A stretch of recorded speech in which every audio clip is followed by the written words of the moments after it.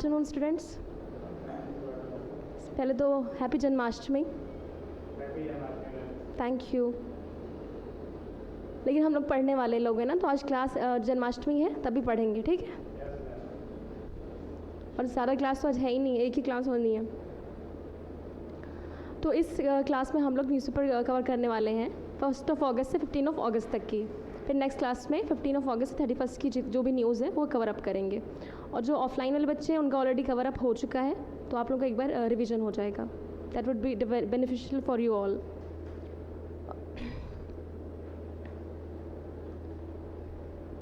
तो आप लोगों को पता ही है बांग्लादेश वायलेंस के बारे में, ठीक है। मैंने भी न्यूज़पेपर सेशन में बताया था और संकल्प सर ने भी डिटेल में आपको बताया हुआ है। तो बांग्लादेश में वही है कि कहीं भी एक ही टाइम तक एक ही गवर्नमेंट नहीं रहनी चाहिए, चाहे वो इंडिया हो चाहे बांग्लादेश हो। फिर धीरे धीरे लोगों का hatred towards that government emerge होने लगता है। तो वही चीज़ें बांग्लादेश में भी हुई। वहाँ पे एक रिजर्वेशन की बात करी जा रही थी, जिसमें वो रिजर्वेशन सिर्फ बेनिफिशियल था वहाँ के जो पॉलिटिकल पार्टीज़ थी उनके लिए। जो बांग्लादेश वॉर हुआ था 1971 में, बांग्लादेश वॉर जो हुआ था 1971 में, उसमें जो फ्रीडम फाइटर्स थे उनके लिए ही बेनिफिशियल था। इसलिए वहाँ के लोगों ने से क्रिटिसाइज करना शुरू करा। और भी चीज़ें थी। जब लंबे समय तक कोई गवर्नमेंट रहती है तो आप उसे डिसलाइक करना स्टार्ट कर देते हो। तो इसी वजह से वहाँ पे प्रोटेस्ट बढ़ता गया। फिर लास्ट में क्या हुआ आप सबने भी देखा कि शेख हसीना को देश छोड़ना पड़ा और वहाँ पे कितनी वायलेंस वगैरह होने लगा। और पूजा खेडकर का भी देखा होगा यूपीएससी का। तो इन पे एलिगेशंस लगे थे कि इन्होंने फॉल्स सर्टिफिकेट्स यूज़ करे। अच्छा, किसी को पता है कि अगर किसी को डिप्रेशन हो तो उसका भी रिजर्वेशन मिलता है? इन्होंने आप सर्टिफिकेट दोगे, गवर्नमेंट आपको जो है वो सारे डॉक्यूमेंट्स होते हैं ना। हाँ, नहीं बनवाओ मत। तो देखो, ये समझने वाली चीज़ है ना। मुझे ये चीज़ पता थी ना आप लोगों को पता है ना हम लोगों को पता होती है, शायद ही किसी को पता होगा। लेकिन जब ये ये चीज़ सामने खुल के आई पूजा खेडकर की, तो देखने को मिला कि इन्होंने डिप्रेशन के भी सर्टिफिकेट लगाए थे। और तब पता चला कि डिप्रेशन का अगर आप सर्टिफिकेट लगा रहे हैं तो उसमें भी रिजर्वेशन मिलता है। हम लोगों को तो नहीं पता था, आपको पता था, मुझे पता था, किसी को नहीं पता था। और इन्होंने फॉल्स अपना इकोनॉमिक बैकग्राउंड दिखाया, ठीक है। इनकी काफ़ी प्रॉपर्टी देखने को मिली, अराउंड 10 करोड़। और एक वीडियो भी वायरल हुई थी इनकी मदर की, जो ये थ्रेटन कर रही हैं फार्मर्स को। तो उन सब चीज़ों से लाइमलाइट में आई। उसके बाद पूजा खेडकर का जो है अपॉइंटमेंट जो था वो भी यूपीएससी ने, यूनियन पब्लिक सर्विस कमीशन ने कैंसिल कर दिया और इनके ऊपर एफआईआर करी। और यूपीएससी ने अपने जितने भी एग्ज़ाम कंडक्ट कराती है उन सारे एग्ज़ाम से फर्दर पूरी लाइफ टाइम के लिए इन्हें बैन कर दिया गया।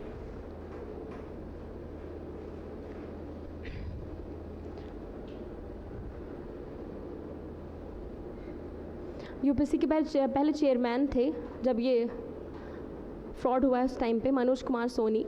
फिर जैसे ही ये चीज़ हुई है, खुल के आई सामने, रिवील हुई है, तो इन्होंने रिज़ाइन कर दिया। अब उसके बाद फीमेल बनी है।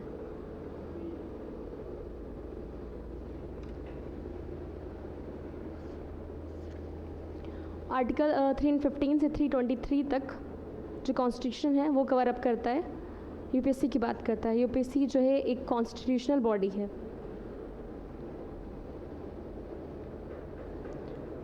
कई सारे स्टेट्स रिजर्वेशन की बात करते हैं, बीच बीच में कर्नाटका और भी स्टेट्स हैं, 2-3 स्टेट्स। तो वो चाहते हैं कि जो हमारे स्टेट के लोग हैं उन्हें ज़्यादा रिजर्वेशन मिले कंपैरेटिवली अदर स्टेट्स।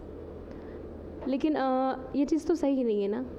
अगर एक ही स्टेट वाले लोगों को आप अपॉइंट करेंगे, फॉर एग्ज़ाम्पल कर्नाटका की बात करें तो बैंगलोर की कैपिटल है कर्नाटका, वहाँ पर रिजर्वेशन बिल इंट्रोड्यूस किया गया, अभी वो बना नहीं है लॉ, कि कर्नाटका के लोगों को कन्नड़ा लैंग्वेज, कर्नाटका की लैंग्वेज है कन्नड़, उसके बेसिस पे, प्लस जो लोग 15 साल से ज़्यादा वहाँ पे रह रहे हैं या जो वहाँ जिन्होंने वहाँ पे बर्थ लिया है, बॉर्न हुए हैं, उन्हें रिजर्वेशन दिया जाए।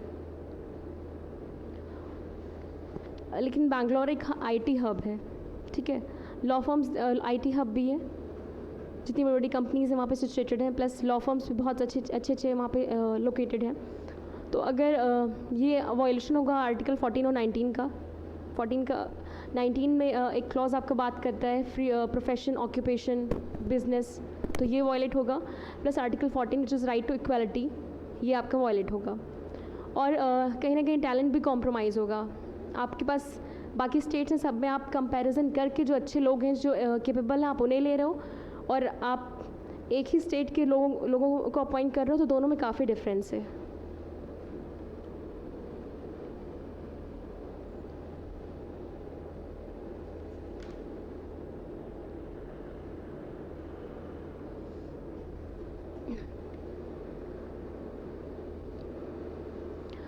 फिर मास्को पीरो एक ट्राइब देखने को मिली थी, जो अमेज़ॉन फॉरेस्ट में के सदर्न पेरू में पाई गई अभी रिसेंटली।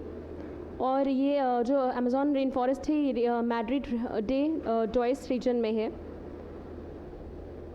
और अमेज़ॉन रेन फॉरेस्ट वर्ल्ड का लार्जेस्ट ट्रॉपिकल रेन फॉरेस्ट है। फिर बात करें नीति आयोग की, तो नीति आयोग की अभी कुछ ही टाइम पहले मीटिंग हुई थी, जिसमें बाकी कोई भी पार्टी नहीं गई थी, लीडर नहीं गए थे अपोनेंट पार्टी में से, which is Congress right now. लेकिन ममता बनर्जी गई थी और कुछ ही टाइम बाद उन्होंने मीटिंग को छोड़ के बाहर आ गई थी। उन्होंने एलिगेशंस लगाए थे कि उनका माइक वगैरह बंद कर दिया गया था।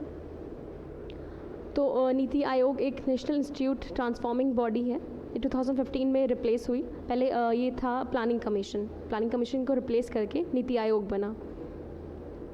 आई थिंक मुझे लिखवाने की ज़रूरत तो है नहीं।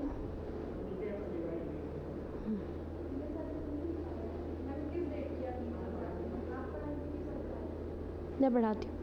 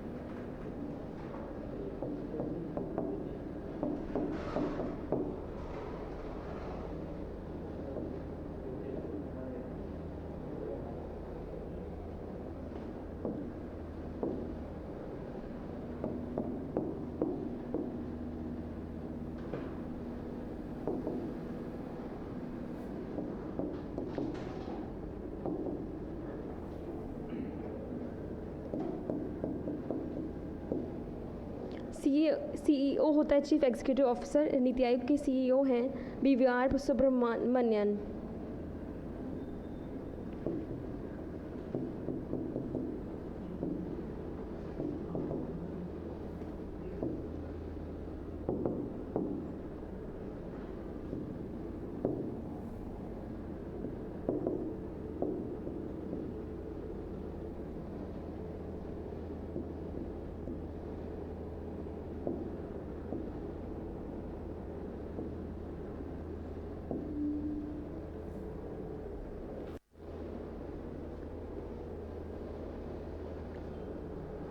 ये पहले प्लानिंग कमीशन था,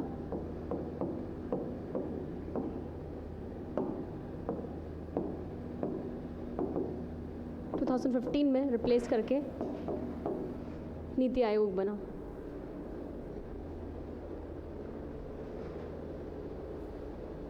नीति आयोग क्योंकि कॉन्स्टिट्यूशन में मेंशन नहीं है, इसलिए कॉन्स्टिट्यूशनल बॉडी नहीं है, स्टैचुटरी अथॉरिटी है।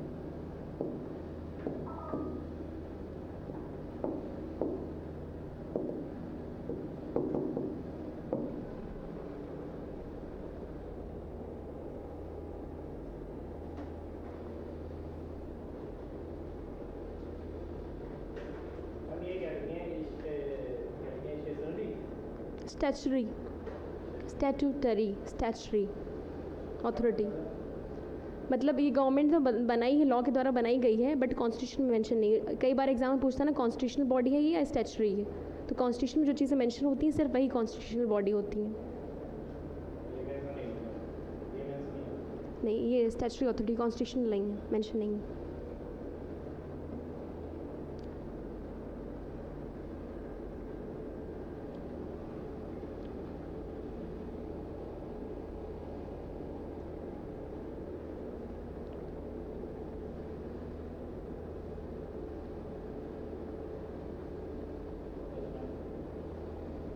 Should I clear it?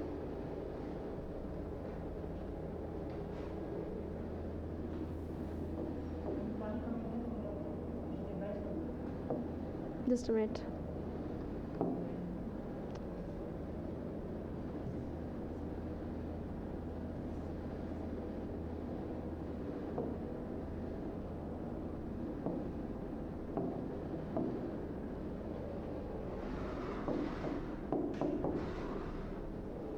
माश्को Piro largest tribe, जो मैं जिस ट्राइब की बात कर रही थी अभी,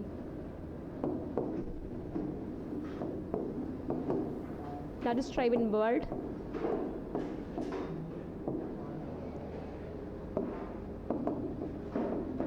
live in Amazon rainforest of southern Peru.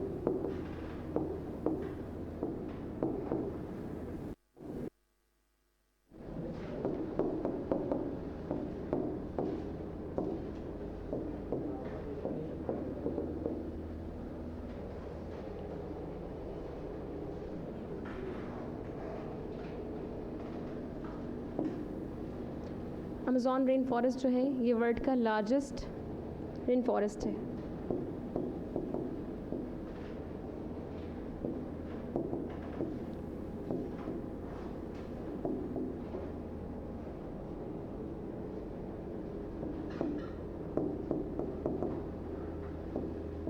Tropical rain forest.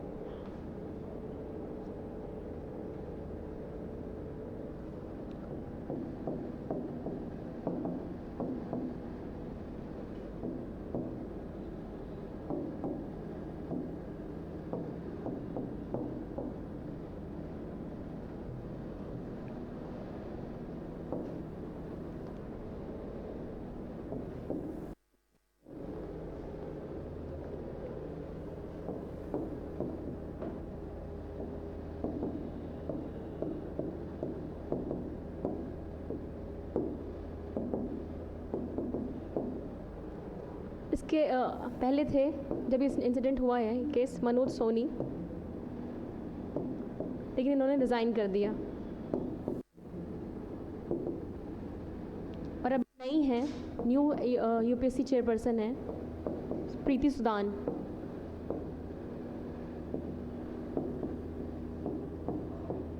Preeti Sudan.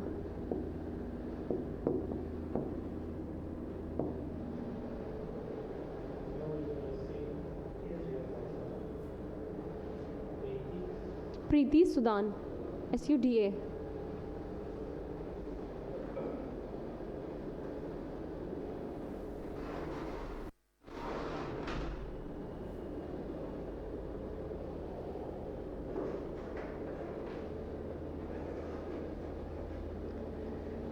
UPSC एक कॉन्स्टिट्यूशनल बॉडी है।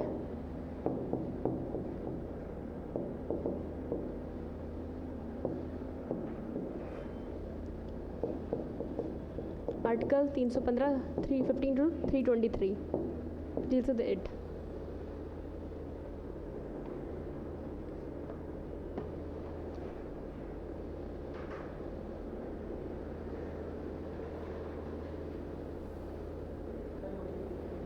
Fast. Write it quickly.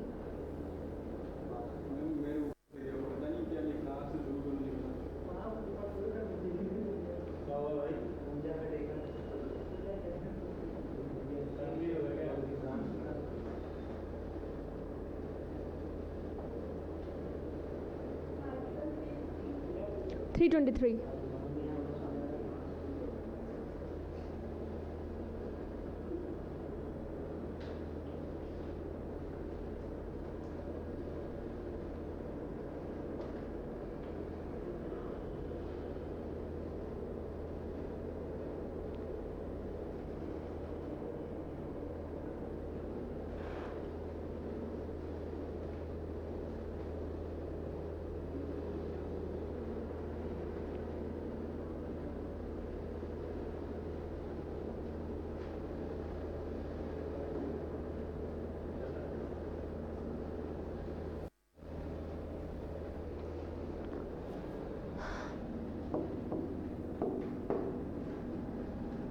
Bangladesh violence.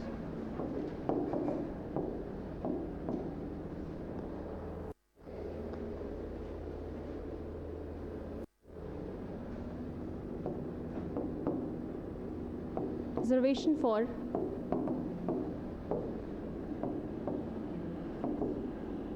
children or relatives.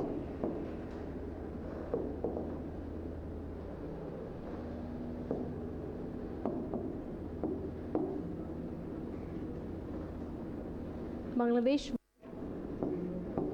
1971 freedom fighters.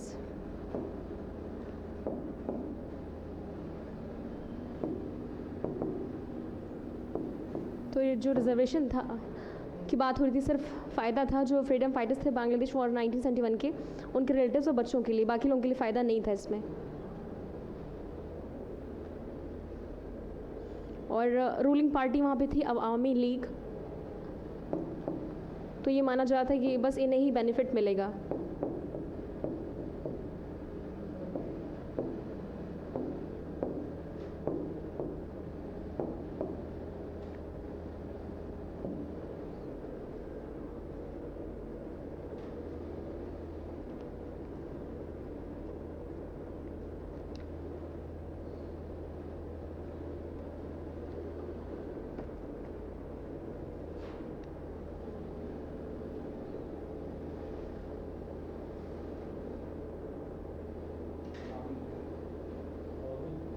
Awami league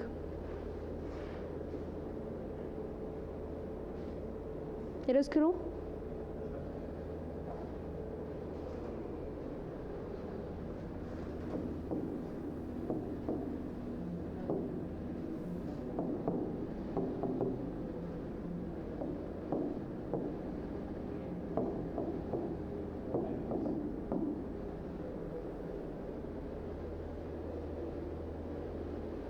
reservation था किन के लिए? जो वहाँ जन्मे हों या 15 साल से रह रहे हों, प्लस कन्नड़ लैंग्वेज बोलते हो। कन्नड़ कर्नाटका की लैंग्वेज है, बेंगलोर की कैपिटल है, ठीक है।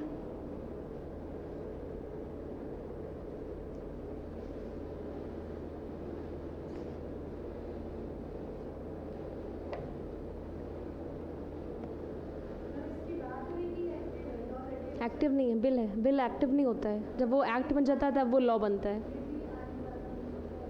हाँ, जब तक पास नहीं होगा तब तक आएगा नहीं।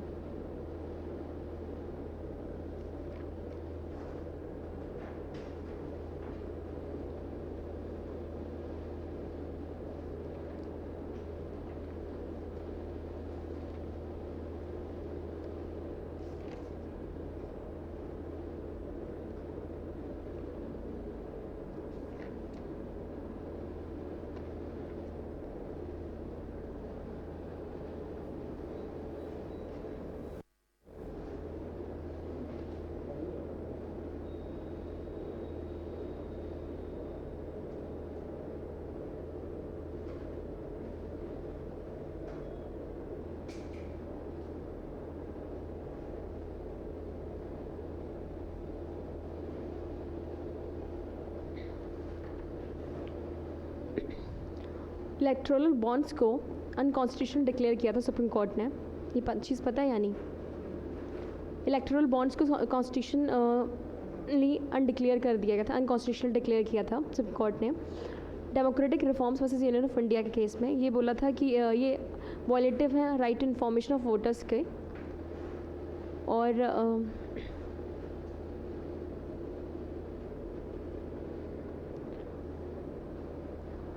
इलेक्टोरल बॉन्ड्स ये होता है कि पॉलिटिकल पार्टीज़ को फंड दिया जाता है, तो उसे ही अब ख़त्म कर दिया गया। This is no more valid.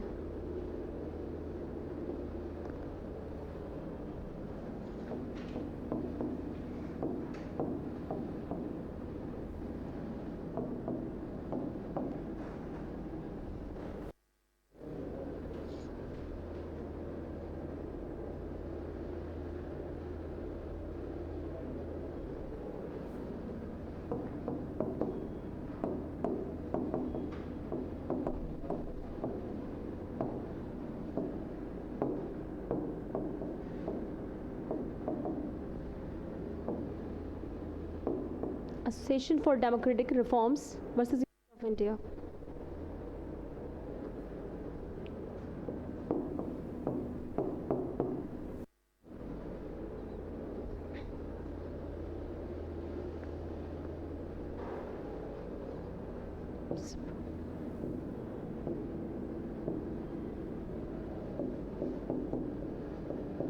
Supreme Court declared electoral bonds unconstitutional.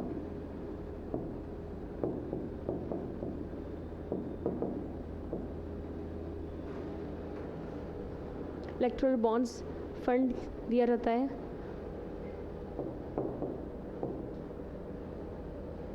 Political parties को।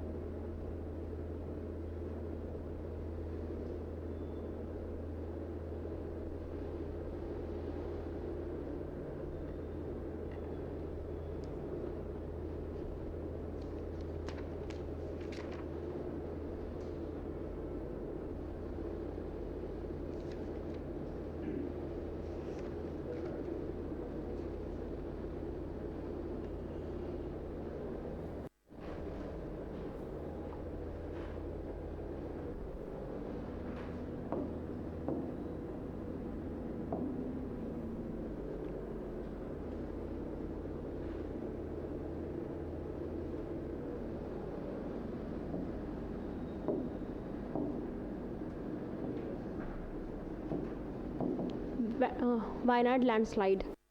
तो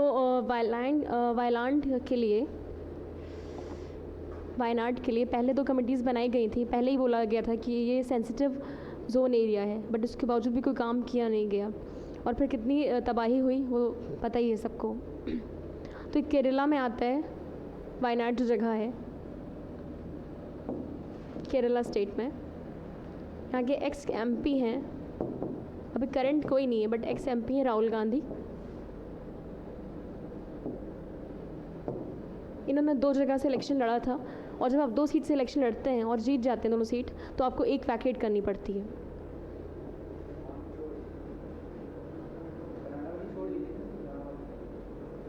वायनाड वाली छोड़ी।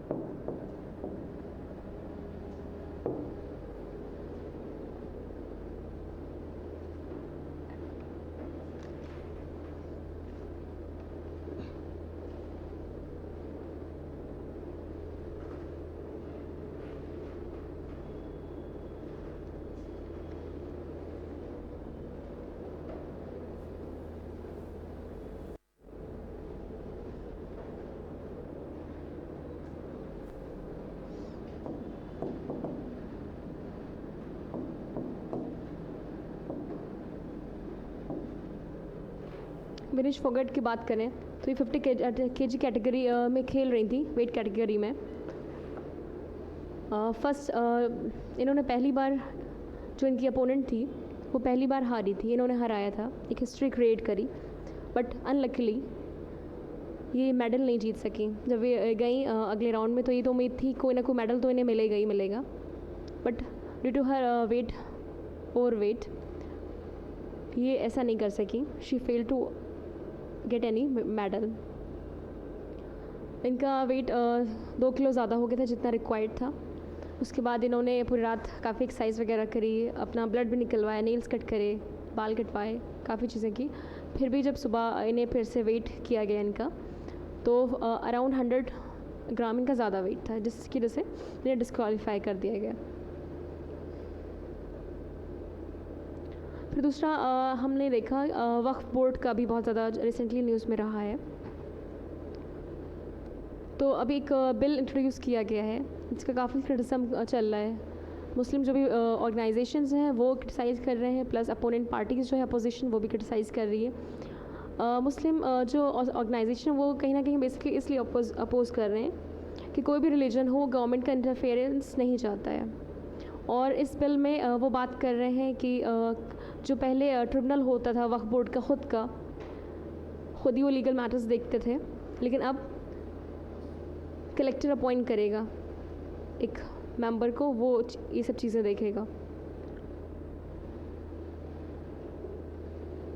अभी तक वक्फ एक्ट 1995 एग्जिस्टेंस में है, फोर्स में है। अभी वो बिल है जो जिसकी मैं बात कर रही हूँ, और बिल जब तक एक्ट नहीं बनता है वो लॉ नहीं है। एक्ट बनता है तभी वो उसका कोई वैलिडिटी है, अभी वो एप्लीकेबल नहीं है।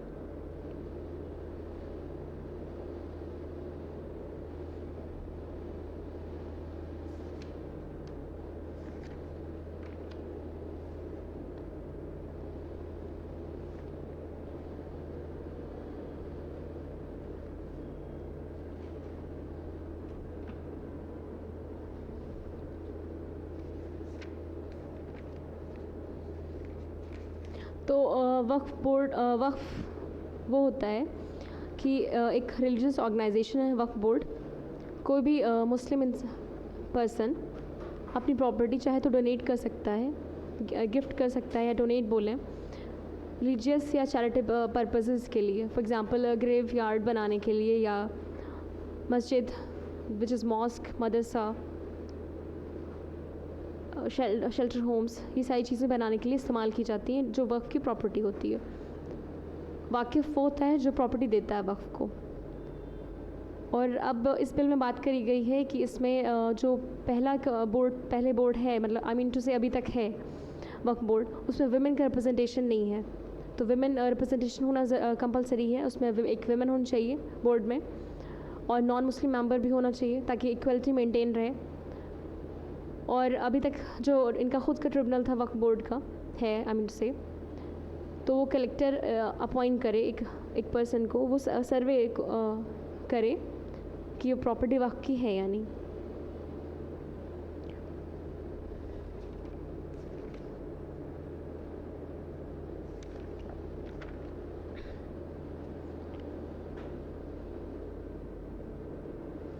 फिर एक केस में बॉम्बे हाई कोर्ट ने बोला कि एग या स्पर्म डोनर के पास कोई लीगल राइट नहीं है चाइल्ड पे। विद स्पैन ऑफ टाइम ये काफ़ी कॉम्प्लिकेशंस देखने को मिल रहे हैं कि नेचुरल प्रेगनेंसी बहुत कम होती जा रही है, लोगों को आईवीएफ वगैरह का सहारा लेना पड़ रहा है। तो बॉम्बे हाई कोर्ट ने बोला कि एग या स्पर्म डोनर, सिर्फ एग या स्पर्म देने से आप बायोलॉजिकल पेरेंट नहीं हो जाते हैं बच्चे के, आप जेनेटिक पेरेंट रहेंगे। आपके पास कोई लीगल राइट नहीं है उस बच्चे के बायोलॉजिकल पेरेंट होने का। और एलिजिबिलिटी स्पर्म डोनर या एग डोनर की है 21 to 25 ईयर्स ऑफ एज।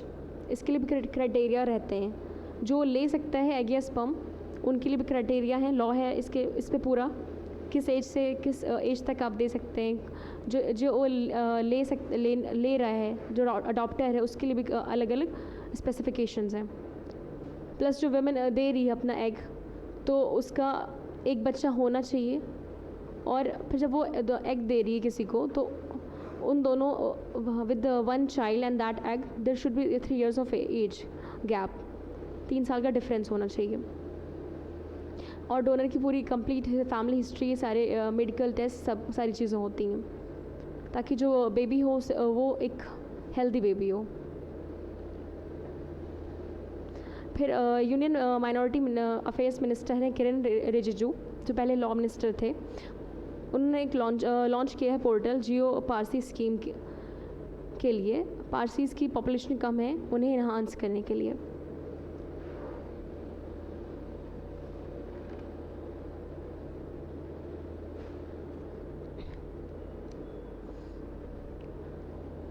फिर एक केस में सुप्रीम कोर्ट ने बोला कि court should not hesitate to grant bail in OPA cases. OPA means Unlawful Activities Prevention Act.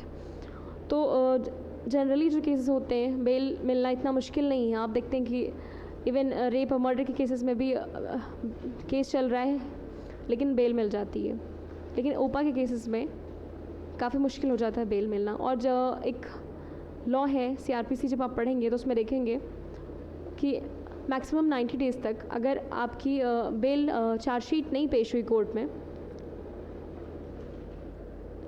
तो अक्यूज शुड बी रिलीज्ड। तो मैंडेटरी कि आप अक्यूज को रिलीज़ करेंगे अगर 90 डेज़ तक चार्जशीट नहीं गई मैजिस्ट्रेट के पास तो। लेकिन इसमें टाइम ड्यूरेशन काफ़ी ज़्यादा, इसमें 180 डेज़ है। हाँ, 180 दिन, 180 डेज़। अगर 180 डेज़ तक चार्जशीट नहीं फाइल हुई है तब भी उस अक्यूज़ को आपके पास राइट है, आप रख सकते हो जेल में। प्लस उस टाइम लिमिट को बढ़ाया भी जा सकता है। नहीं, let me clear you. Generally क्या होता है, 90 डेज़ तक रख सकते हैं आप अक्यूज़ को जेल में विदाउट चार्जशीट, ठीक है। चार्जशीट नहीं फाइल हो अगर चार्जशीट अगर तब भी चार्जशीट नहीं फाइल हुई 90 दिन तक, तो फिर इसे अक्यूज़ को बेल मिलेगी, कंपलसरी है, ठीक है। बेल देनी पड़ेगी। लेकिन जो ओपा के केसेस होते हैं इसमें 180 डेज़ की टाइम लिमिट है और इसे एक्सटेंड भी किया जा सकता है। हाँ, आप मतलब इतने टाइम तक जेल में रख सकते हो बिना किसी ट्रायल के, बिना किसी चीज़ के। सोचो,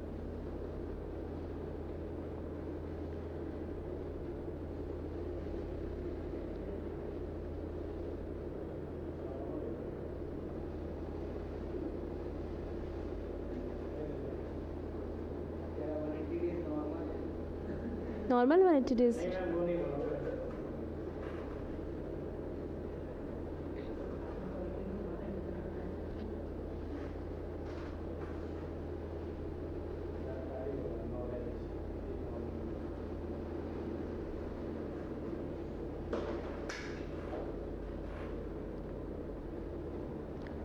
तो ये बहुत बड़ा ड्रॉबैक है ऊपा हमारे आर्टिकल 21 और 19(1)(a) पे, क्योंकि कोई भी गवर्नमेंट क्रिटिसिज्म उसे नहीं पसंद है, चाहे जो भी गवर्नमेंट हो। और आप किसी को भी कोई भी पूरी पॉपुलेशन को एक गवर्नमेंट तो पसंद आ नहीं सकती है, कभी ऐसा नहीं हो सकता है। और आप जब ज़्यादा गवर्नमेंट के ख़िलाफ़ बोलोगे वो आपके ऊपर ऊपा का केस लगा देंगे, अब जल्दी बेल मिलनी नहीं है, जेल में सड़ते रहो।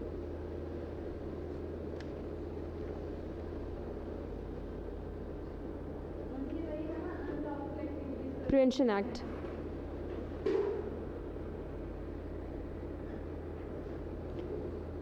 और इसकी सज़ा भी डेथ पेनल्टी या लाइफ इम्प्रिजनमेंट है।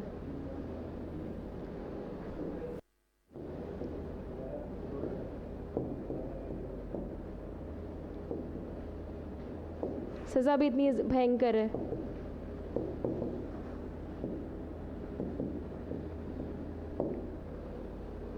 लिख लिया?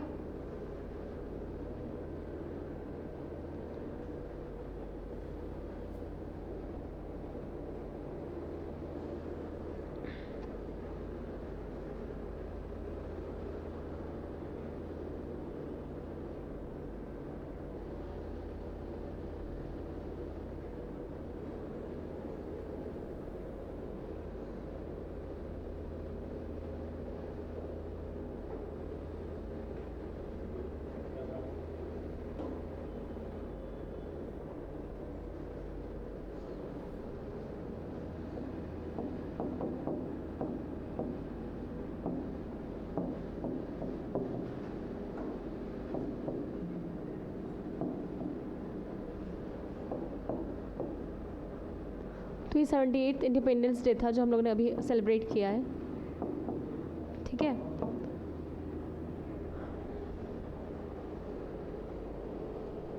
पीएम ने बात की थी इस स्पीच में अपनी इस दिन, 1 नेशन 1 इलेक्शन।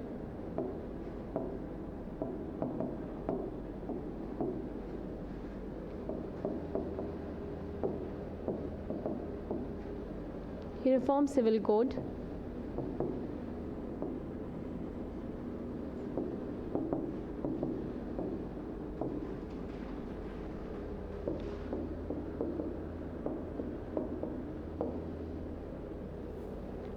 तो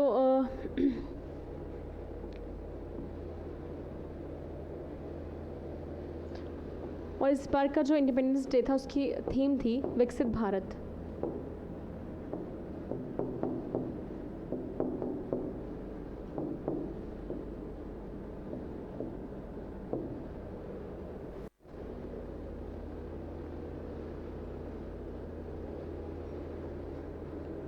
इससे पहले भी इन्होंने एम्फसाइज़ किया है मिस्टर नरेंद्र मोदी जी ने, प्राइम मिनिस्टर जो है हमारे, 1 नेशन 1 इलेक्शन की एक ही इलेक्शन होना चाहिए।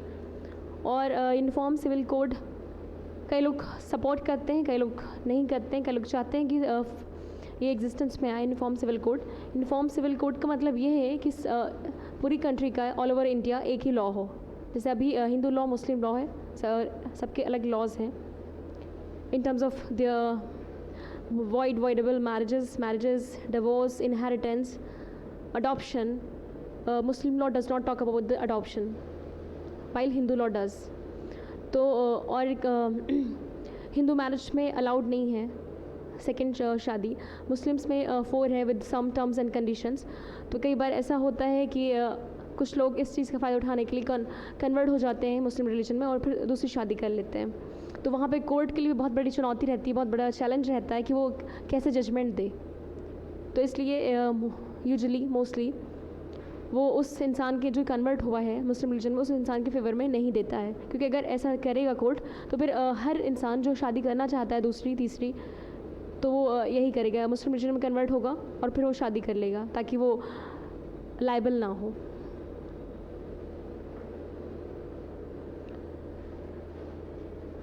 आर्टिकल यूनिफॉर्म सिविल कोड आपके DPSP which is directive principle of state policy, उसमें आर्टिकल 44 में है।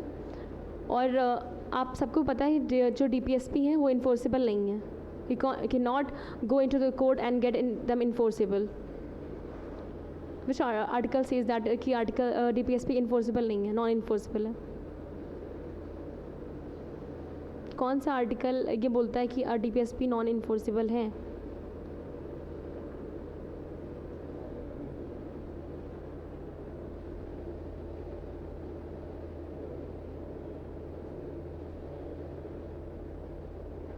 बोलो बोलो।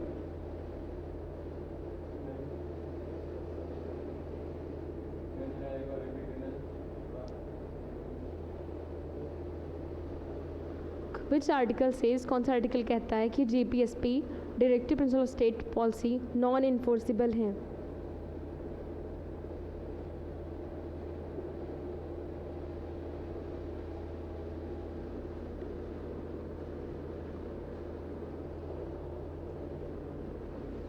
थर्टी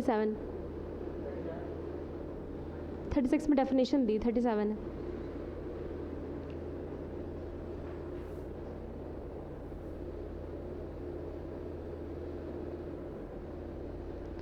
और अभी भी हम लोग हर घर तिरंगा अभियान चला रहे हैं। इस इंडिपेंडेंस डे में भी ये चला था और इसकी शुरुआत हुई थी 75th इंडिपेंडेंस डे 2022 से।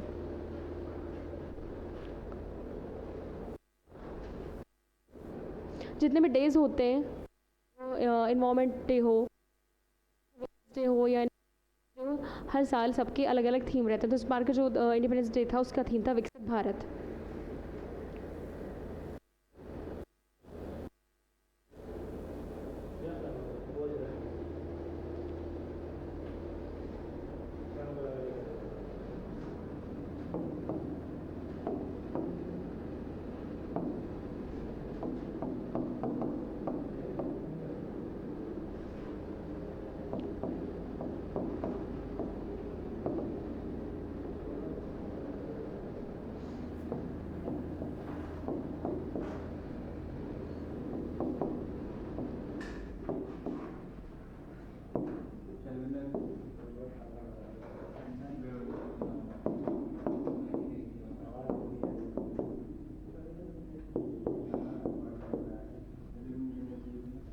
Write down this.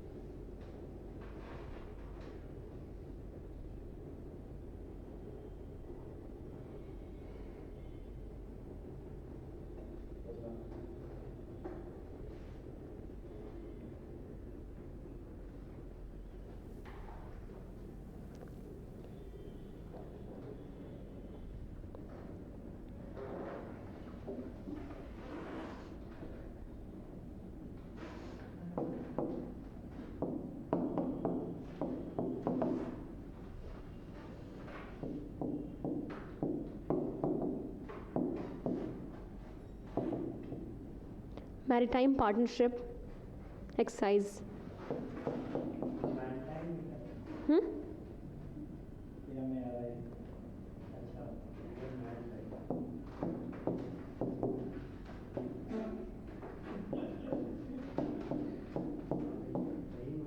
Maritime partnership exercise.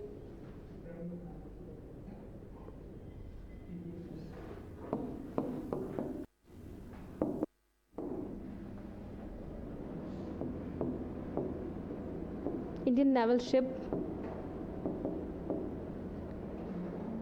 Tabar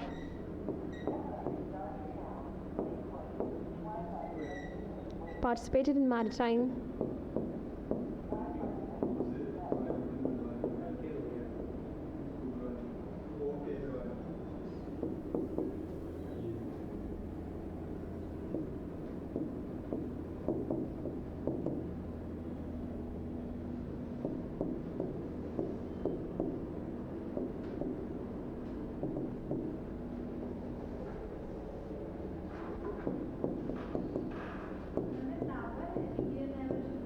हाँ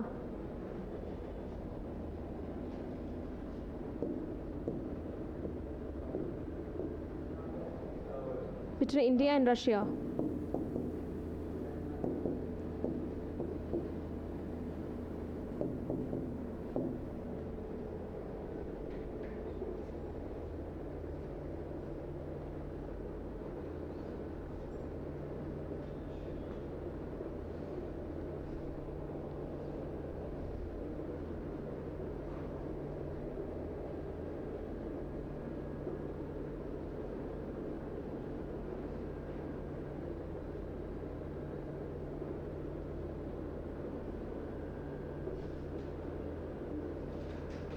बस जो बोलना तेज़ बोलना, मुझे भी सुनाई दे।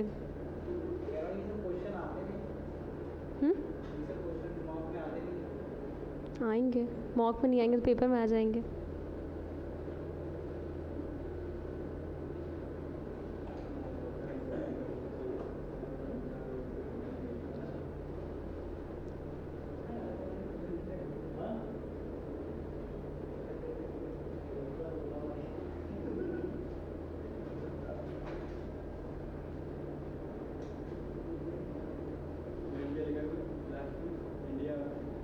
Indian Russia, Russia, Russia.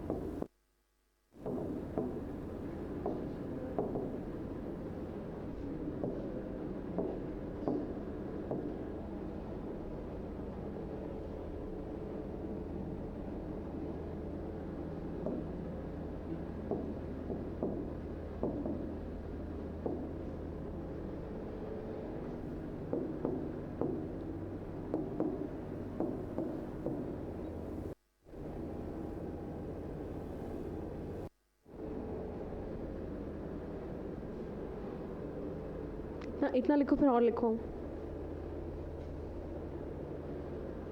FASTag वो जो गाड़ियों पे नहीं लगा रहता वो है। बहुत पहले का चल रहा है, बट जो है नंबर रजिस्ट्रेशन कर आने वाला अब आया, तो वही मैं फास्टैग के बारे में भी बताऊंगी कैसे ही काम करता है।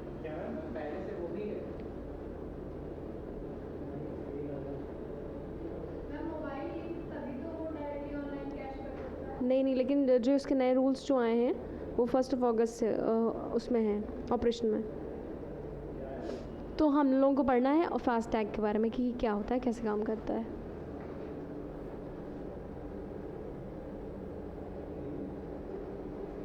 छूट गया, छूट गया क्या? चलो कोई बात नहीं।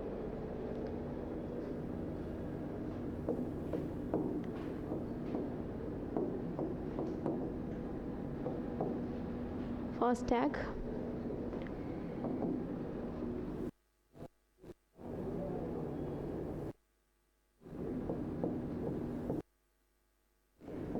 device that employs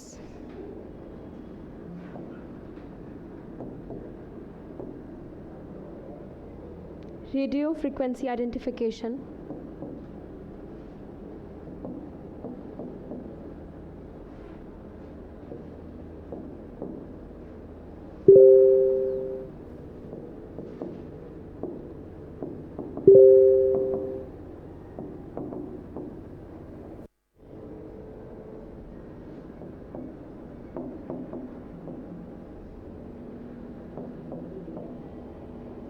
technology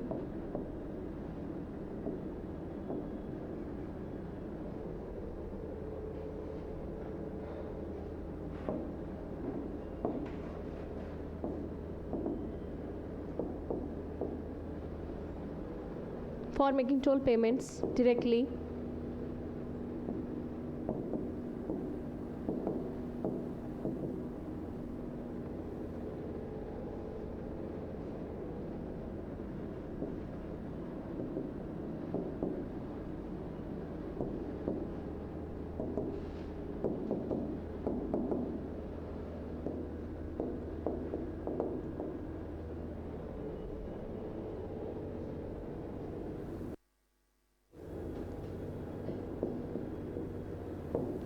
ji, this is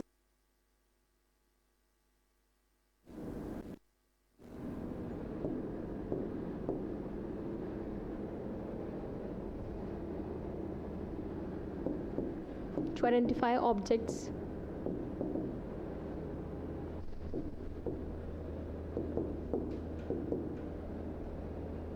By reading information,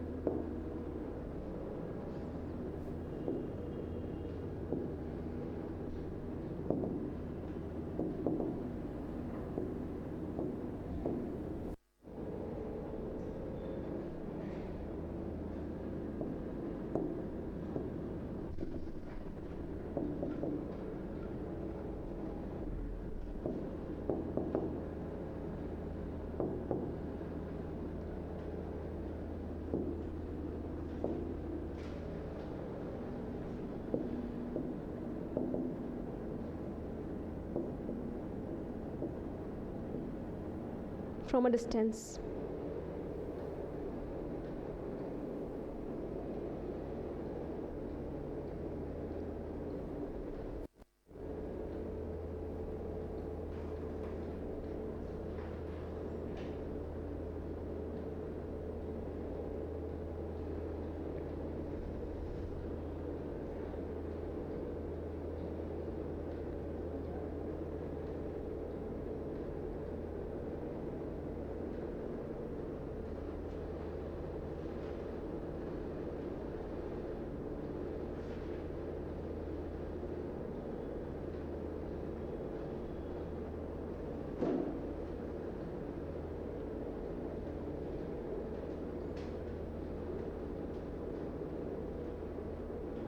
कुछ समझ नहीं आ रहा, कोई स्पेलिंग वगैरह तो पूछ लो।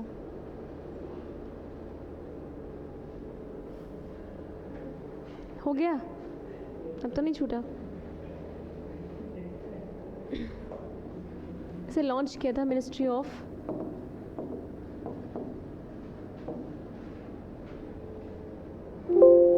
Road transport and highways.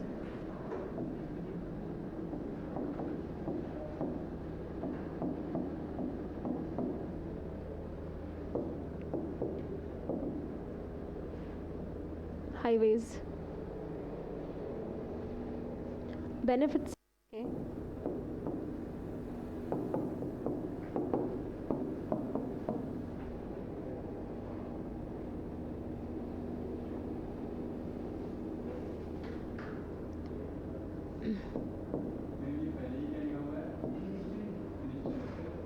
Ministry of road transport and highways ने लॉन्च किया था ये। Benefits in reduction of vehicle crowd,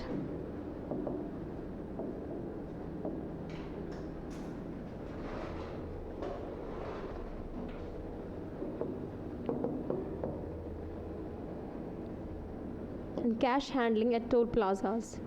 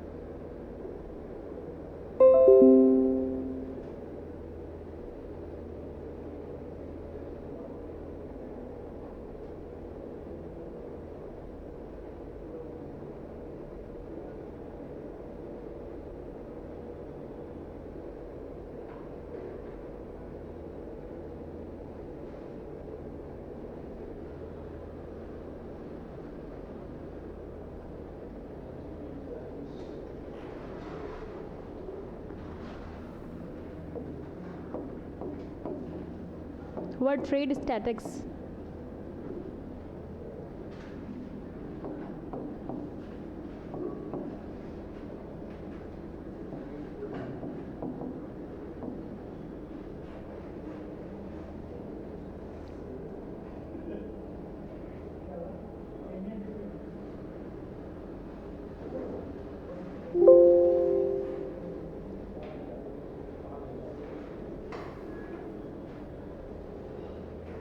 WTO ने इसे इशू किया है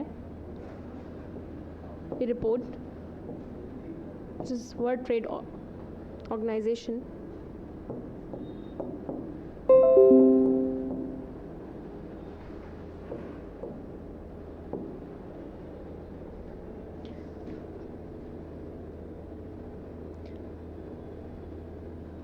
इसमें टॉप 5 एक्सपोर्टर्स जो हैं, कल्चरल एक्सपोर्टर, वो है agricultural.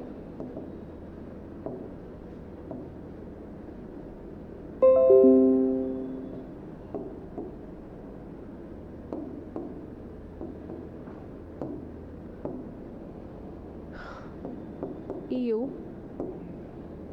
US, Brazil, China, Canada,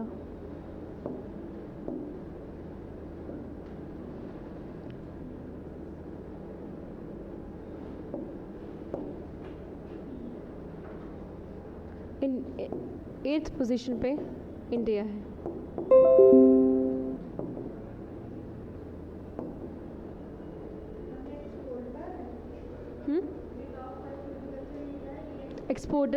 exporters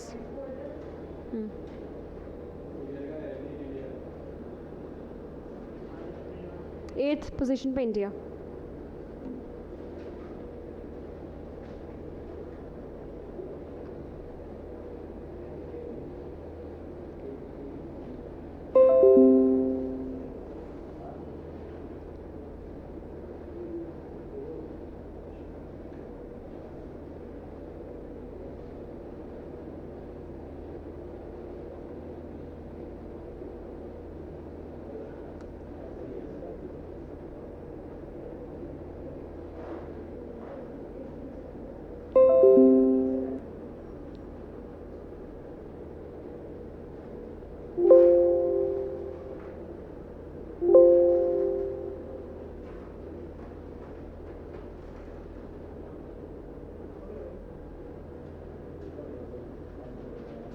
अमन, आज पीछे बैठे हो, दिख रहा है तुम्हें? श्योर? साइड कर लो थोड़ा चेयर।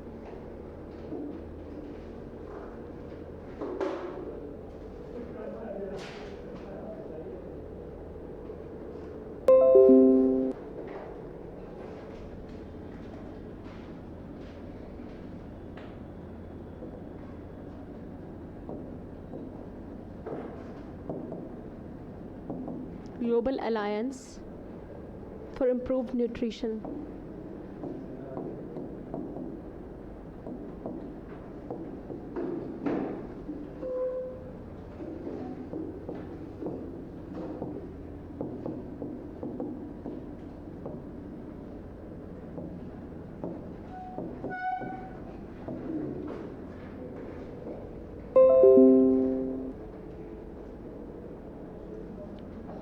तो इसके बारे में बात करें तो एक ये Swiss based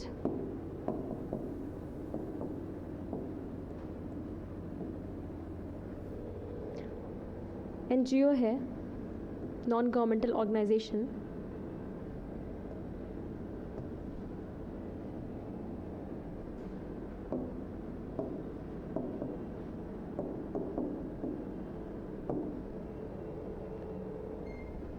launched at UN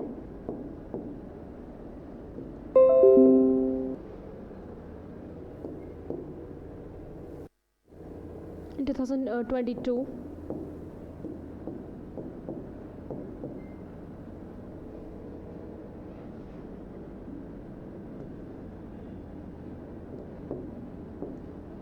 To tackle human suffering caused by malnutrition.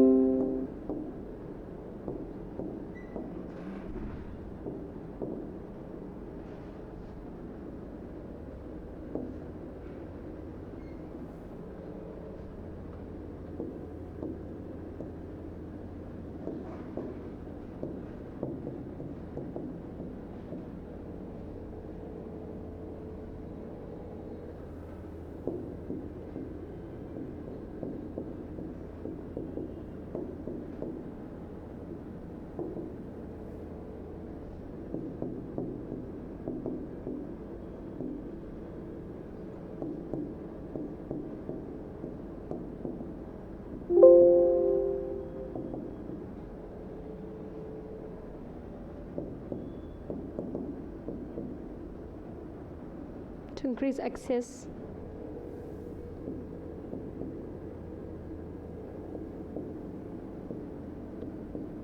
to the missing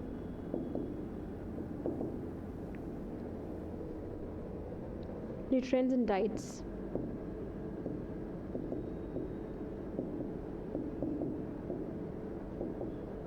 तो एक ऑर्गेनाइजेशन है ये जो न्यूट्रिशन के पे काम करता है.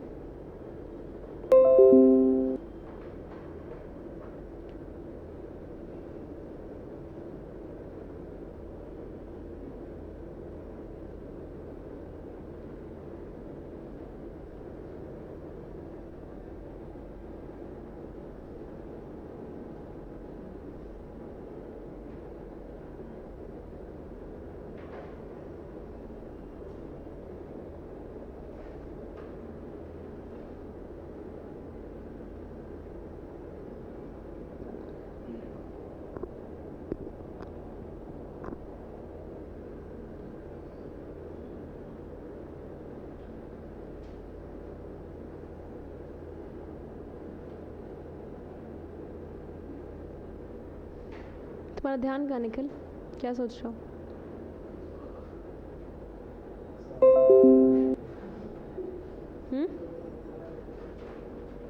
क्या बोल रहे हो? क्या बोल रहे हैं आप?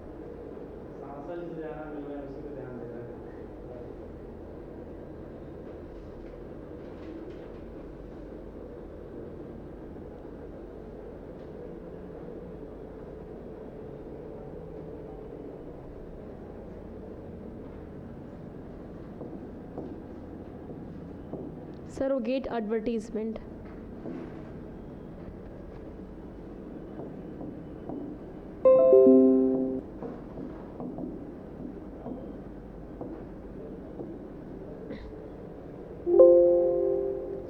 मिनिस्ट्री ऑफ हेल्थ ने जो स्पोर्ट अथॉरिटी ऑफ इंडिया है और जो BCCI है उनसे बोला है कि स्पोर्ट्स पर्सन सरोगेट एडवर्टीज़मेंट का ऐड टोबैको और अल्कोहल का ना करें. सरोगेट एडवर्टीज़मेंट ये होता है कि है प्रोडक्ट कुछ और, आप एक्चुअल नाम ना दिखा के छुपा के आप कुछ और से रिप्रेजेंट करके उसका एडवर्टीज़मेंट कर रहे हैं एंड और ऐसा वो प्रोडक्ट है जो इंजूरियस टू हेल्थ है. ठीक है.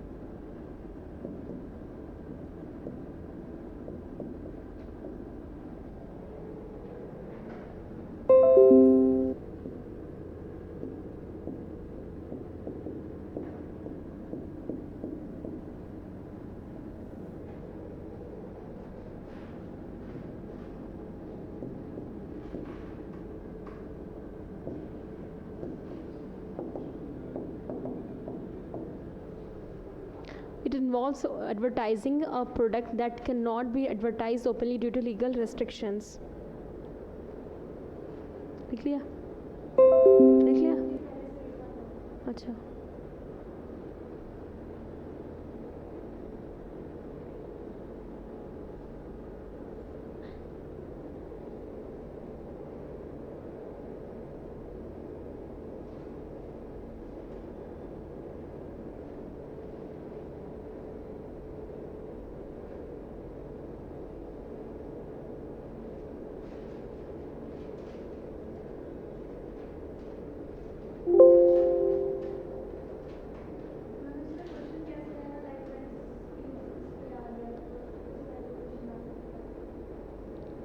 इस तरह से आ सकते कि सरोगेट एडवर्टीज़मेंट क्या होता है, उस तरह से कोई पैरा दे के दे देंगे वो इसी पे.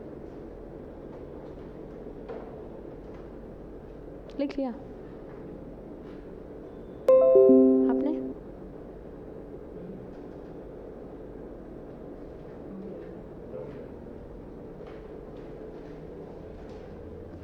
इसी में और लिखो surrogate advertisement he.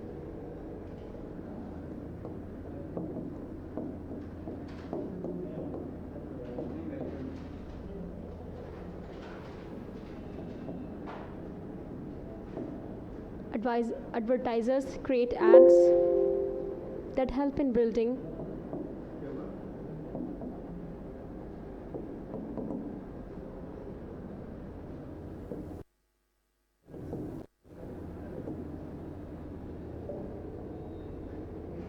a brand, and without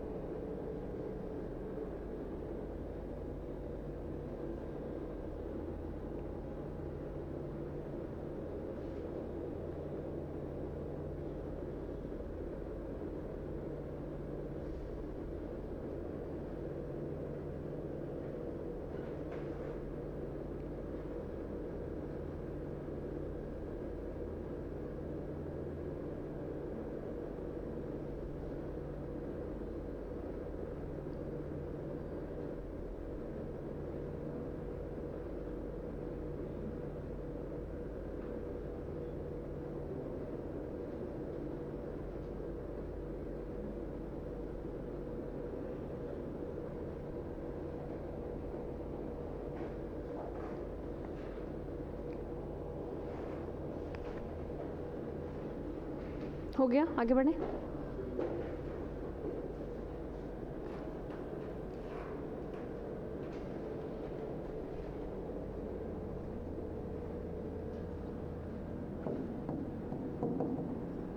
Pingali Venkaiah, एक पर्सनालिटी, इनके बारे में हम लोग बात करेंगे।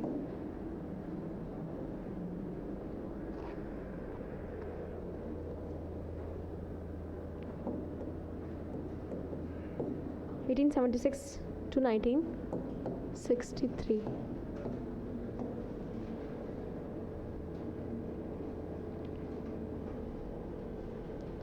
इनका जन्म कृष्णा डिस्ट्रिक्ट में हुआ था, आंध्र प्रदेश की, और ये फ्रीडम फाइटर थे। ये गांधीयन प्रिंसिपल्स में बिलीव करते थे।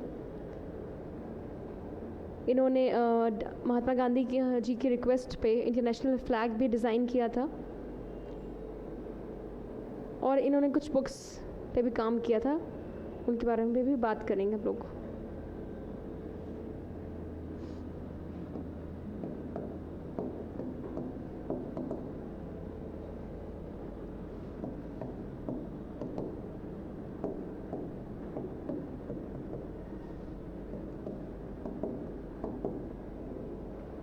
Andhra Pradesh,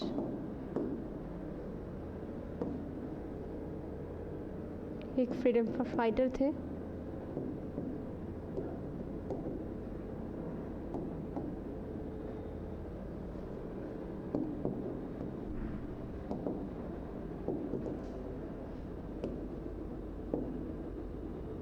Gandhian principles.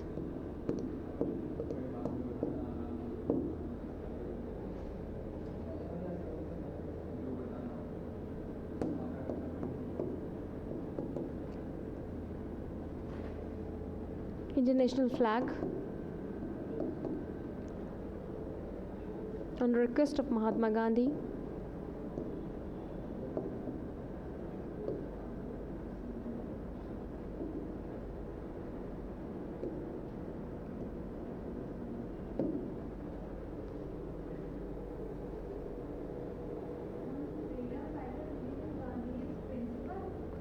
ये एक फ्रीडम फाइटर थी, गांधीयन प्रिंसिपल्स में बिलीव रखते थे, गांधी जी की जो आइडियोलॉजी थी उसमें।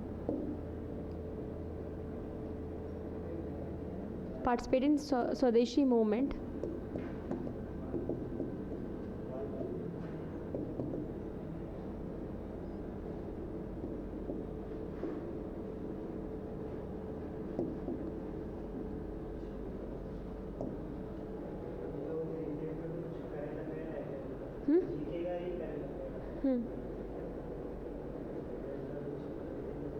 हाँ, इसीलिए तो बता रही हूँ, न्यूज़ में था क्योंकि।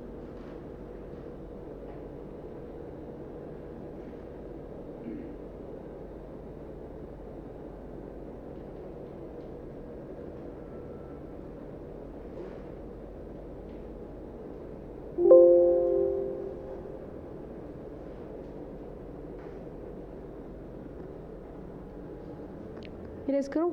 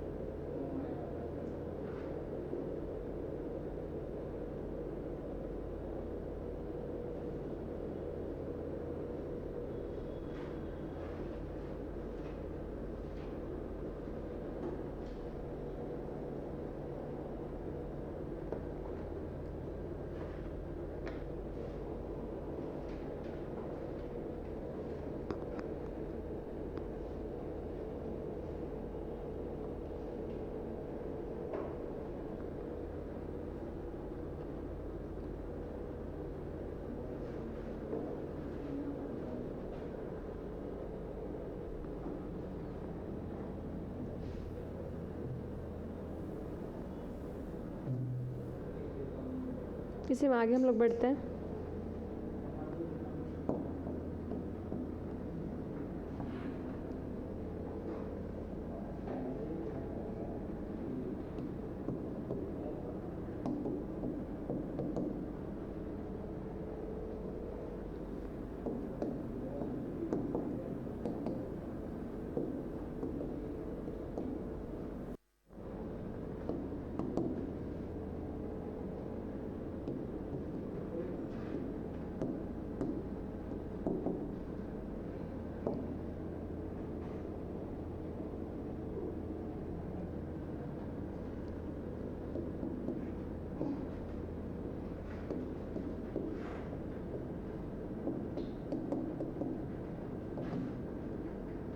तो इन्हें ये 2 टाइटल दिए गए थे।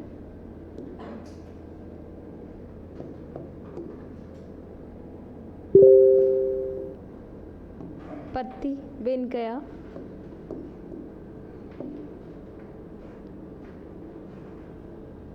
और दूसरा Dhanda Venkaiah.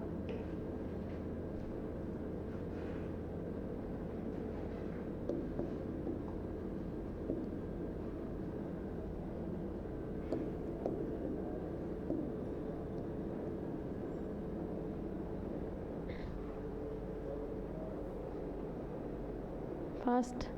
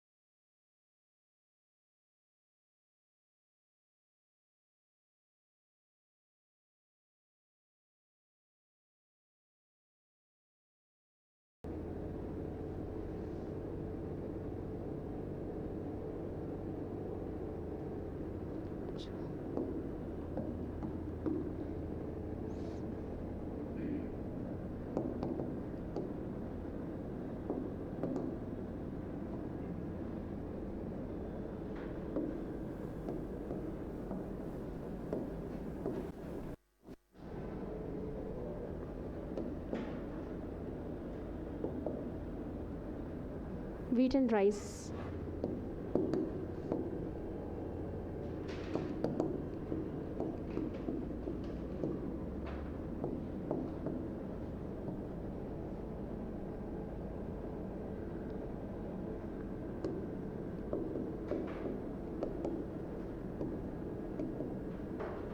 Prices fixed by Ministry of Consumer Affairs.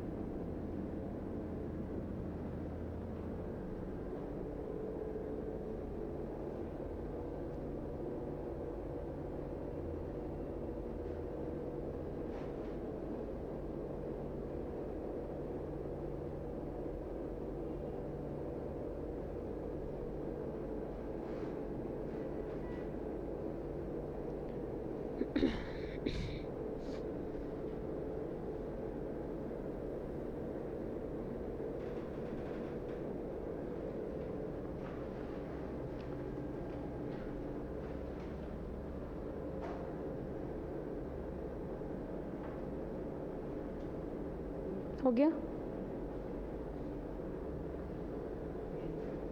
फिर एक और पर्सनालिटी की बात करेंगे, बाल गंगाधर तिलक के बारे में।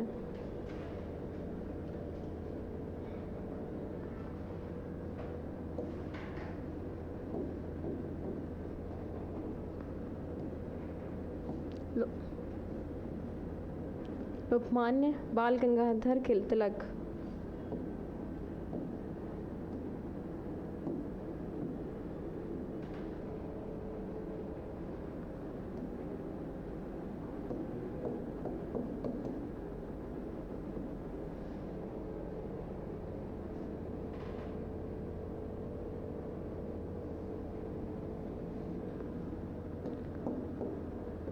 (1856 to 1920).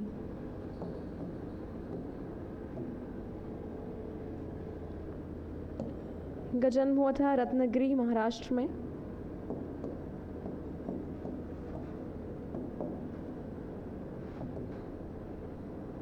रत्नागिरी, महाराष्ट्र।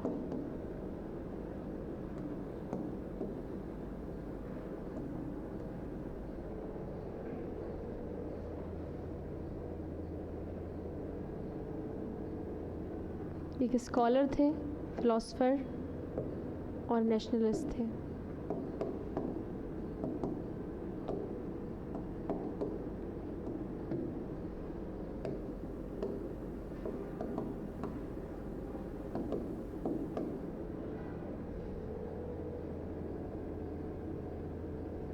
इन्होंने स्वराज की बात की थी।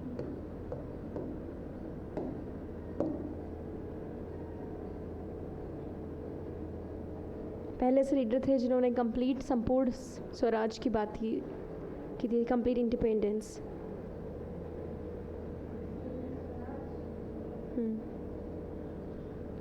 इन्होंने 2 न्यूज़पेपर फाउंड किए थे, फाउंडेड 2 न्यूज़पेपर्स।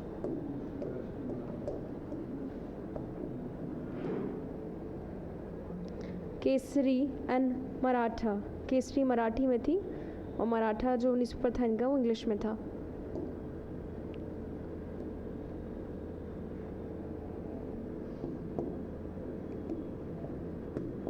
मराठी लैंग्वेज में।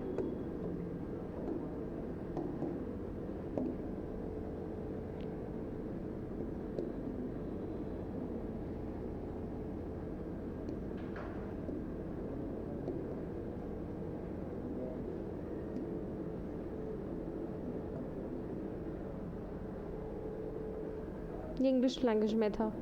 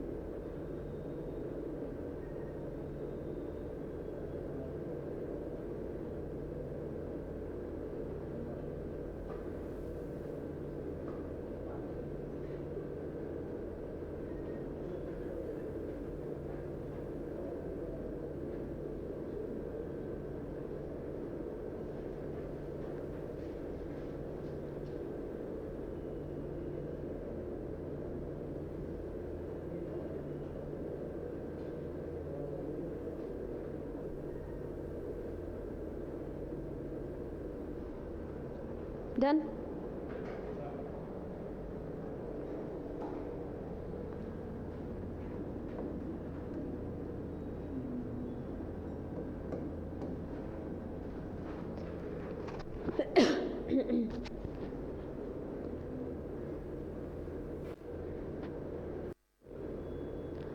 तो अभी आपने हाल ही में न्यूज़ में देखा होगा बैगलेस डेज की बात की गई है। तो यूनियन मिनिस्ट्री ऑफ एजुकेशन ने अनाउंस किए गाइडलाइंस बैगलेस डेज इम्प्लीमेंट करने के लिए for the students of classes 6 to 8।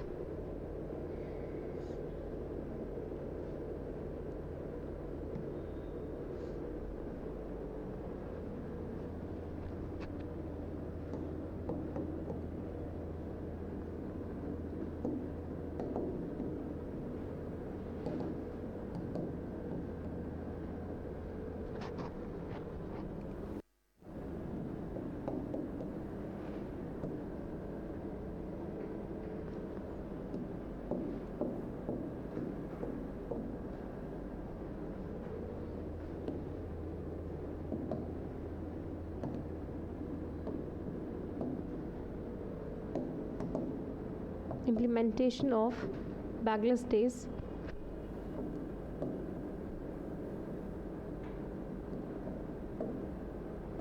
Six से 8 तक के बच्चों के लिए क्लास के।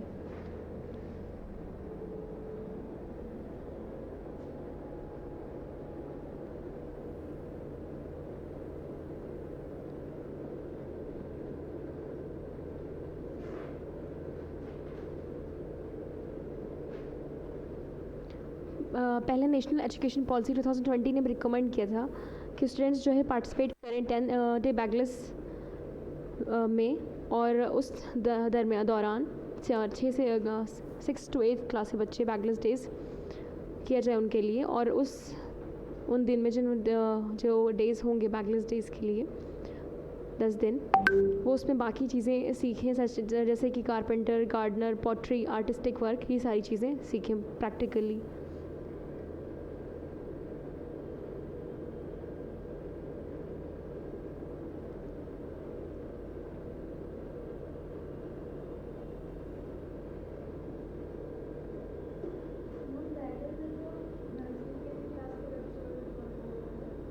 क्या चीज़?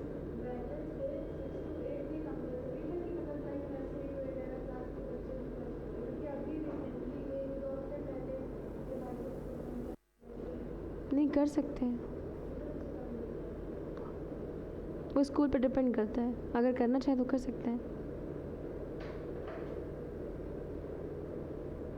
होता क्या है, अब के टाइम पे, मेरे टाइम तक ऐसी एजुकेशन नहीं थी कि आपकी पर्सनालिटी पे ज़्यादा ध्यान दें, आपकी स्किल्स पे ध्यान दें, बट अब के स्कूल्स जो अभी के टाइम के छोटे बच्चे हैं, आप खुद देखेंगे कि वो सिर्फ एजुकेशन पे ध्यान नहीं दे रहे हैं, स्कूल आपकी पर्सनालिटी डेवलपमेंट पे ध्यान दे रहे हैं।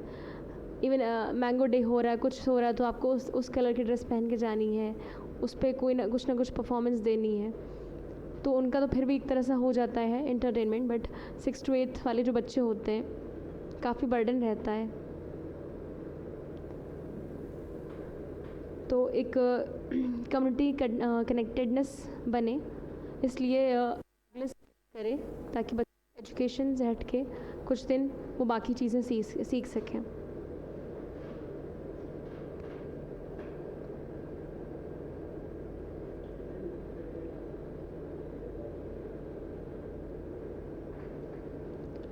तो एक भया फंड गवर्नमेंट ने एलोकेट किया 7,212 करोड़ निर्भया फंड के लिए, साल 2023 से 24 तक के लिए। निर्भया फंड जो है ये इम्प्लीमेंट किया गया था वुमेन सेफ्टी और सिक्योरिटी को इन्हांस करने के लिए कंट्री में। इसे ये फंड देता है ministry of finance.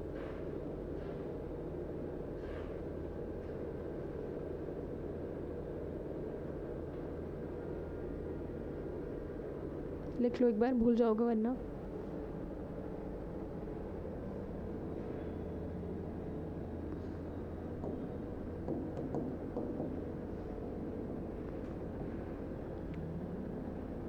Nirbhaya, this is A. fund, FUND fund.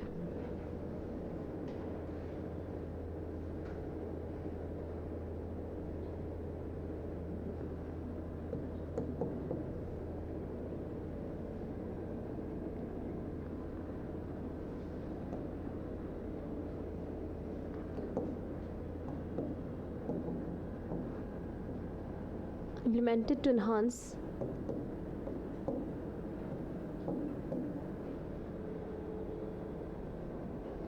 women's security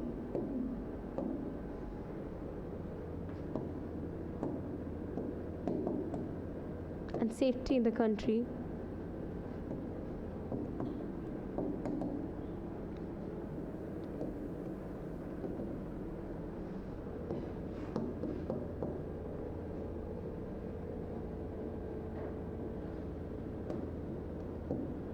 fund दिया जाता है, फंड देती है मिनिस्ट्री ऑफ फाइनेंस।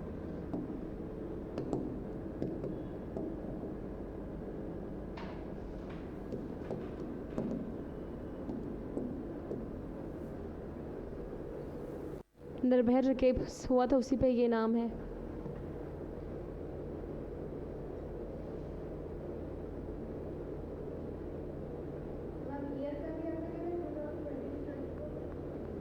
बस ही पता होना चाहिए।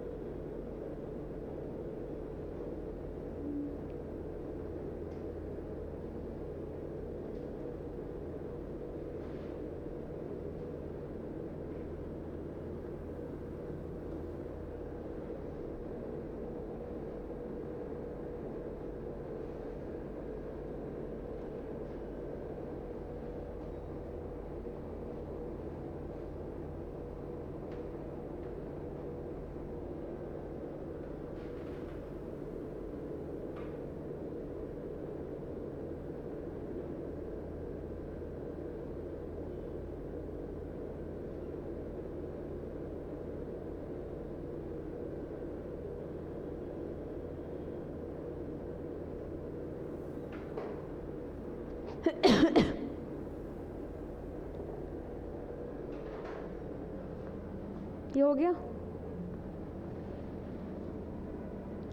Next one is Krishna Raj Sagar dam.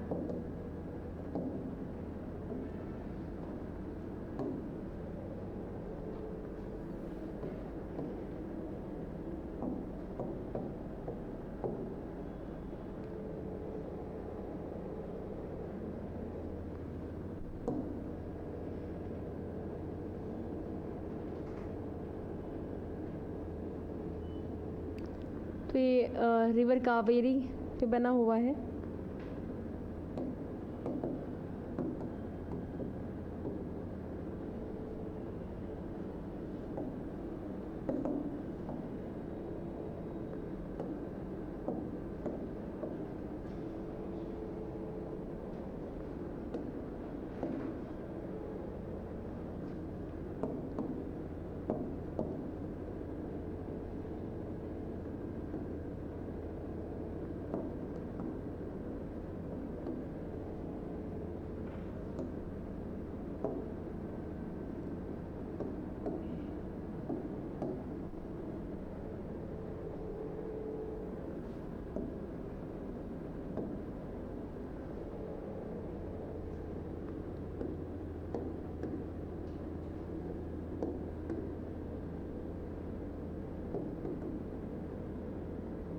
Dynasty.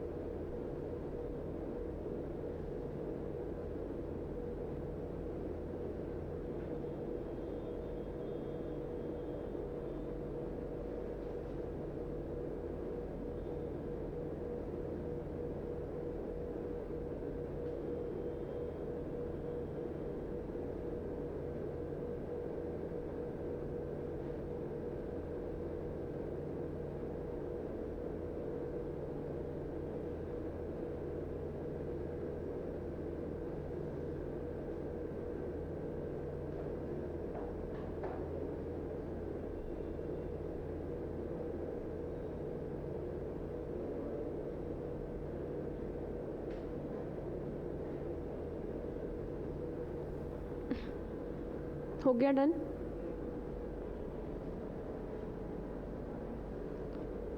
अभी तुम लोग ने बीच में देखा होगा कि कास्ट रिमार्क पे काफ़ी ज़्यादा बहस चल रही थी टीवी पे अनुराग ठाकुर और राहुल गांधी के बीच में। तो कॉन्स्टिट्यूशन में एक मेंशन है प्रिविलेज मोशन। तो जो अनुराग ठाकुर ने जो बोला राहुल गांधी के लिए पीएम मोदी ने वो ट्वीट कर दिया विच इज़ नाउ एक्स। पहले ट्विटर था, उसका नाम अब एक्स है ना। तो फिर इसके अगेंस्ट इन्होंने प्रिविलेज मोशन मूव करा राज्यसभा में।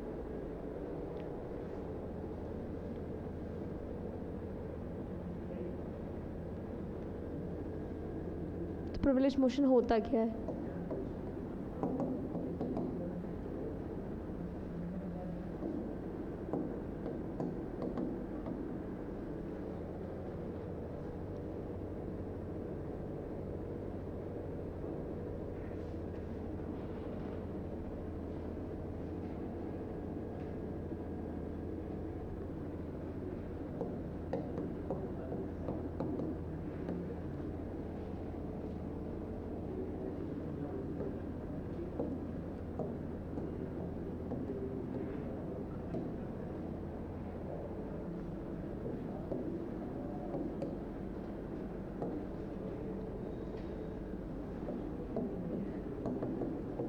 It's privilege.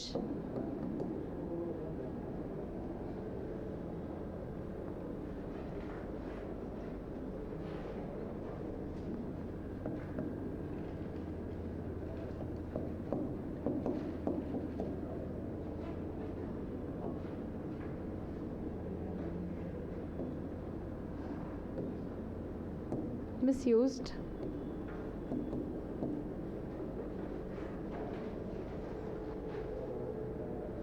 Emotion or complaint can be raised.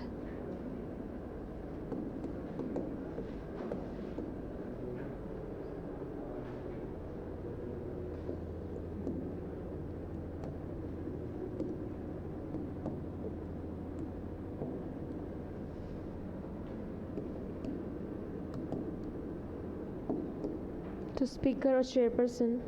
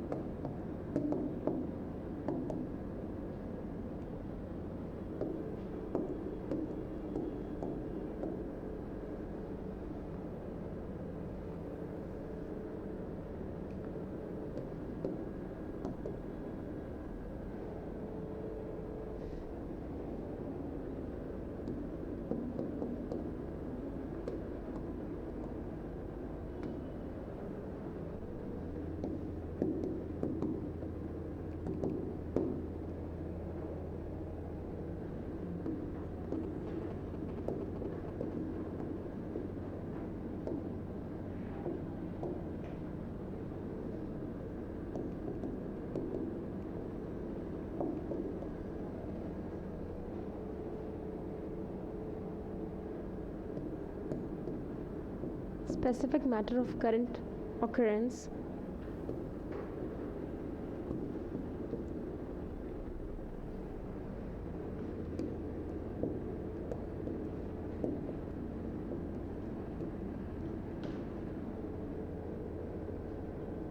Second one is intervention of House.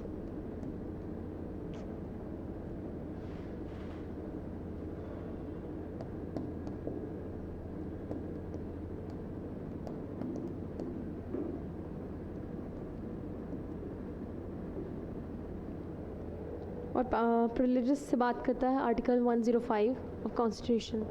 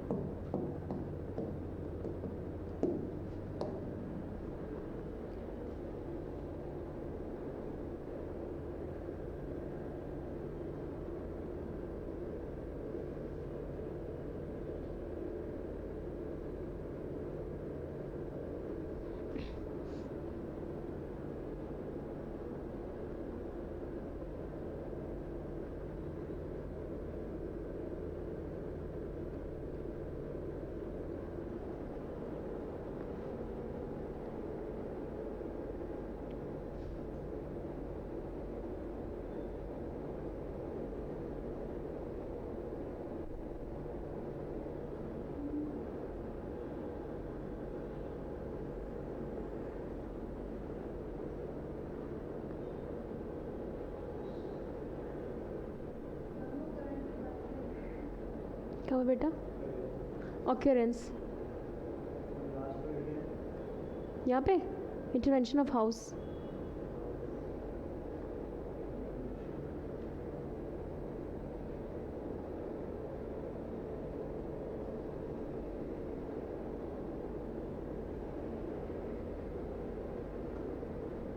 Erase करो।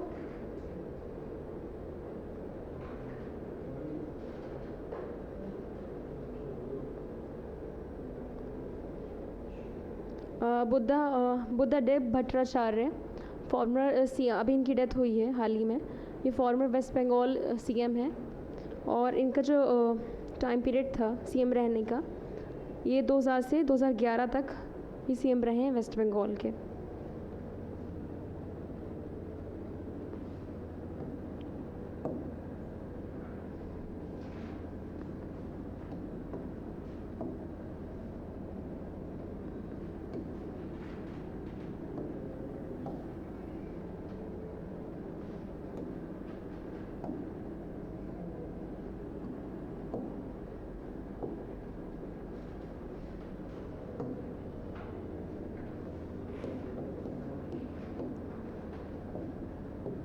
वेस्ट बंगाल सीएम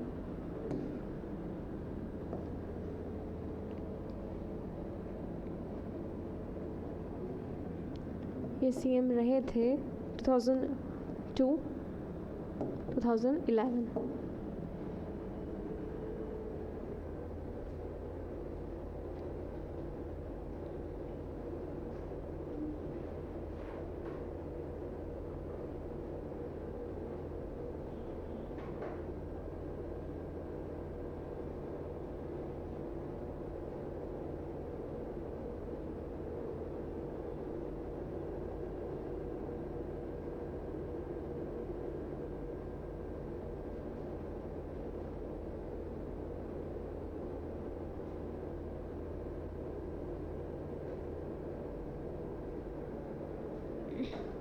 हो गया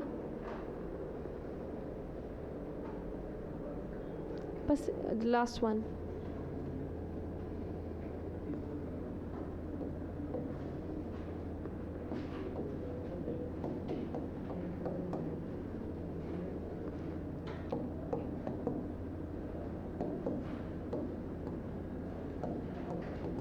Indo-Pacific Economic Framework for Prosperity।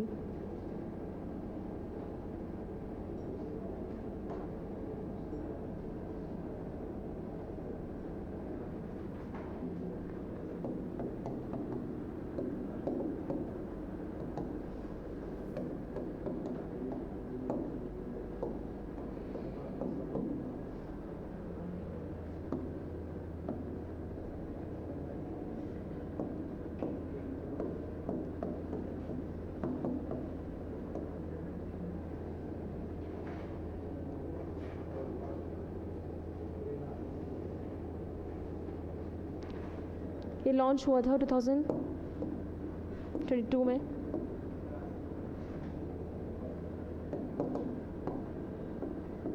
Tokyo Japan.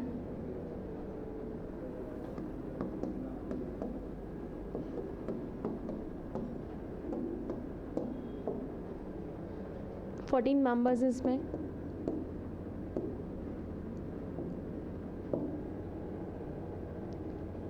ये बनाया गया था इकोनॉमिक एंगेजमेंट को स्ट्रेंथन करने के लिए।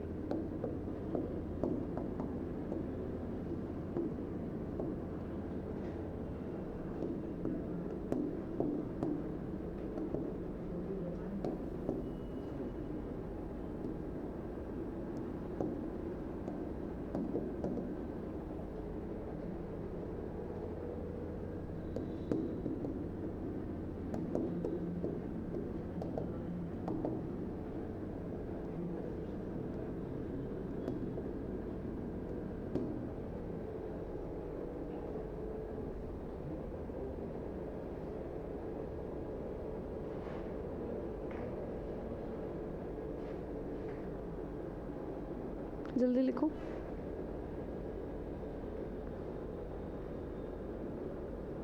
Indo Pacific economic framework for prosperity launch हुआ था 2022 में टोक्यो जापान में. टोटल 14 मेंबर्स हैं and it was established to strengthen economic engagement in Indo Pacific region. Good. इसी में आगे लिखो. इसके 4 पिलर हैं.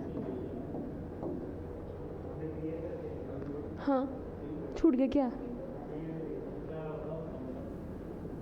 4 pillars.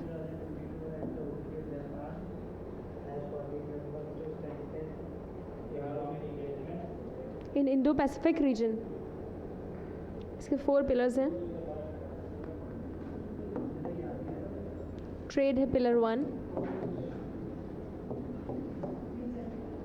Supply chain resilience,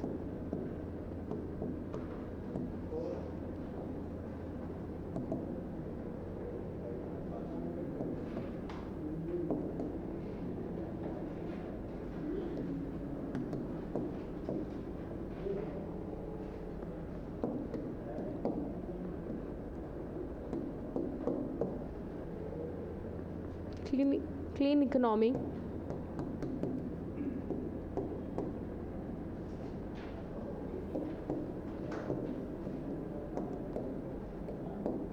pillar 3,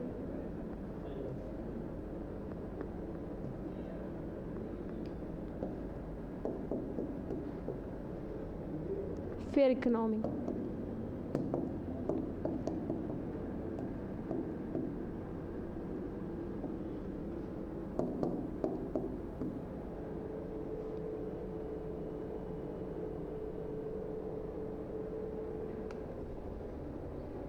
India ने ज्वाइन किया है इसमें से.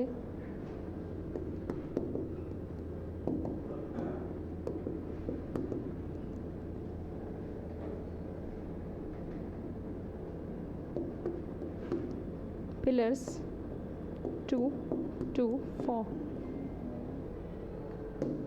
इंडिया ने पहला वाला ज्वाइन नहीं किया. 3 बाकी जो 4 पिलर हैं, नहीं सॉरी, हाँ 2 to 4 वो ज्वाइन किया है.